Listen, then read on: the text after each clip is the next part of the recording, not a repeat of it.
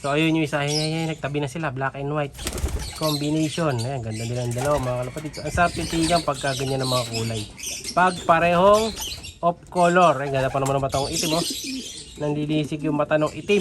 Siya si Idol Madla, nakakahanga, may mga hawak, gandang linyada. Ika'y inspirasyon kung bakit hanggang ngayon ako'y palaging kumakarera.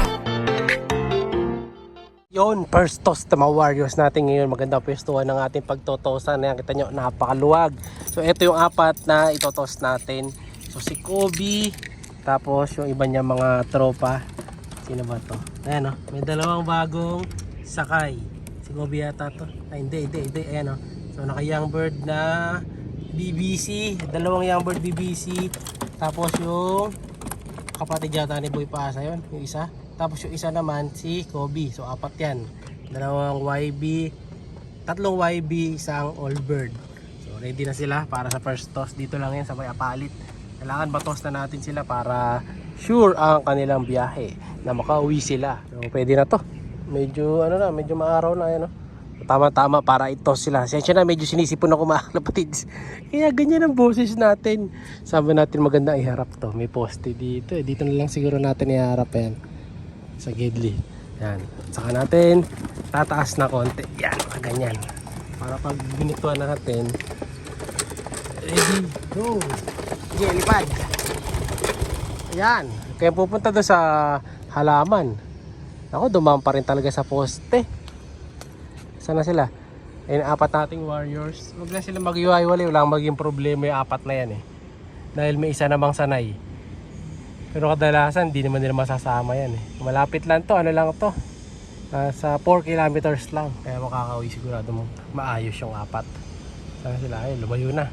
Hopefully, kompleto pa. Tingnan natin mamaya pag uwi. Yun, ito nakauwi na tayo ng bahay. At ito na nga, yung tinos natin kanina na isa dito sa likod. So, nag-iisang ingaw yan. Ayan, tinos natin kanina. Buti naman, nakauwi siya. So, kinabahan ako dito kasi kako baka di makauwi. So, yan eh, yung mga speed bird natin. Kamukha no, iba mga ibon dito. Ayan, may puti pa. Ayun, kita nyo mga magkakamuka. Kasi halos pipinsan, magtitito lang yun yung mga speed bird natin. Meron pa tayo dito isang whitey oh. Nag-iisang puti mga kalapatids. Kaganda nung puti na yan. May mga tayo mga binread ng off color puti saka itim. Ngayon, ito naman yung nandito sa kabila. Si Kobe nakauwi na rin. Ayun si Kobe. Tapos yung anak niya ito, malakas na rin oh. Si Koba. Koba dapat pa Koba pangalan niya. Ay mailap eh. O ayan yung tatay niya. Okay naman. O ayan naman mara ko pa. So is next toss. Baka sa may isang simula tayo. Ito yung anak ni Kobe, oh, lumilipad na. Tapos tatalon, high flyer mga kalapatids. Like father, like son. So yung gold ring, ngayon ang palatandaan natin sa kanya. Naka gold ring na dirty blue bar. So ayan, ako binabara-bara ako niya. Bata pa lang, inaasama mo na yan ah. So soon, lilipat na rin pala natin to. Buo na tayo ilalim ng bagus eh. Ayan oh, lilipat na natin sa likod. Medyo na busy lang, hindi natin napag-aasikas yung mga ibon dito. Kaya hindi pa natin siya nalilipat. Pero dapat nasa ano na to, kabilang section na to eh. Bago sakay ng truck yun. Kasi baka may dala sakit, eh mahawa itong si Koba. Koba pala pangalan nito, hindi na Kobe, no? Si Koba. Ayan, so comment kayo kung type niyo yung pangalan niya si Koba. Parang yung nandun sa Planet of the Apes, yung kalaban. Pwede siya. So yun yung papangalan, si Koba na lang to. Turog Kobe naman eh. May ko naman pareho kaya pwede. Tapos ito puntahan natin yung black and white na sinasabi ko sa inyo. Ayun yung white. Ayun yung black. Kunin natin, pagtabihin natin ha. Saan ba? Ito. Whitey, punta ka doon. Nasaan yung si black? Ayun yung black. Ay, black. Tara dito. Ano ka black? Ayan. Ayan, pinagsama-sama natin yung mga ibon natin dito. Kita nyo, marami na sila kasi nag-request yung mga kalapatids natin. Damihan daw natin ng pliers. So, marami tayong pliers. Ito, meron pa ang apat dito. Ayun sa kabila. Yung itim. Ayun magtabi ng itim sa kanong puti eh. Oh, ayun yung itim oh. So Jansen yan mga kalapatids ha. Lahing Jansen yan. Na may pasok ng Speedbird. So ayun yung isa. Ayan, nagtabi na sila. Black and white combination. Ayan, ganda nila ang dalawa mga kalapatids. Ang sarap titigan pagka ganyan ng mga kulay. Pag parehong off color. Ayan, ganda pa naman ng matang itim oh. Nandilisig yung mata ng itim. So babae yung itim. Yung kapatid yata niyan. Yung katabi rin niya, nasa likod, yun yata ang kapatid eh. No? Yung puti na yon, yung sasabi sa inyo, Stitch yun, di ba? Stitch Alphonse Van den Broek. Yun. Puti, yung umiikot. Ayan. Medyo maligot lang talaga. Yung mga tipler naman, yung mga bago ng pisa, abangan nyo na lang pagka pinalipad natin ha. Pero ngayon, ang dami na nila oh.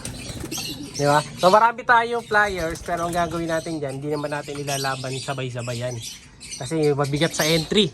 So ang in-entry lang talaga natin 5 to 10 birds. Pero kung wala talaga, kung ilan lang yung available. Ito yung puti kanina. Dahil mahal na ang entry yan. Siyempre alam nyo naman, di naman tayo yamanin. Kaya ang ini-entry lang natin yung kaya natin. Huwag nating entry yan lahat yung hindi naman natin kaya suportahan, di ba? So sayang lang, i-entry natin ng entry lahat. Diba? Tapos sa bandang huli wala na tayo pang entry sa mga susunod na salihan. Kaya sinasali lang natin yung kailangan nating isali, yung kaya nating isali.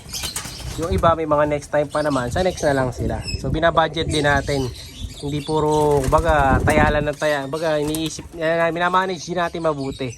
Kasi nagbabudget din tayo. Alam niyo naman pagkakalapate medyo mamahalin.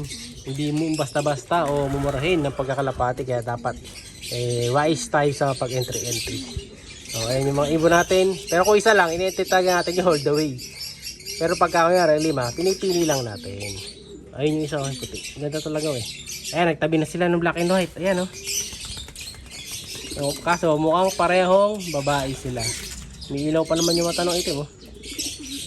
Ang susunod na totos natin, yan na, yung itim na. Pero kapag na-delay pa yung isang karera, sasama na natin yan. Kaya yung tinos natin kanina, ito yan.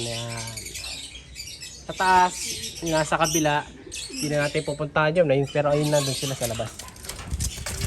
Ayun. Ayun naman, dalaw nga sa labas yata na yun. Yun o. Dalawang nasa Gedli, yan. Saka ito. Yan, yung dalawang tinos natin kanina. Yung dalawang naka-young bird. Pero dyan marami na rin ibon dyan. Hindi lang pa natin malalaban kasi mga bata pa. Ayan. Makaganda rin talaga yung stainless kasi yung ganda na naging tsura niya. No, naging stainless yung hapunan natin. Kumikintab talaga. Sulit na rin yung stainless na binili natin. O, ayan o. Search nyo lang stainless bee perch para makabili kayo sa Shopee. Yan, para kahit di na kayo mag-chat sa page, alam nyo na kagad yung sa search na keyword. So, ayan mga kalapatids ha, yung mga speedbird natin. Yung 4 na tinitrain natin, naiwan na sila dahil hindi natin nakasikaso pa. Siguro by next week, matitrain na natin to pagka maluwag na ang ating schedule. Dahil tayo ngayon ay babatch na. Bukas, tos ulit natin yung isa. Saka yung iba pa nila mga kasama. Tapos lilipat na rin natin to mga ito. Kasamahin na natin yung babae. Saka lalaki para mas mabilis silang pumasok. Kasama nung Grisel. So, alam na, comment lang para sa 100 Gcash. Like and subscribe. Ingat!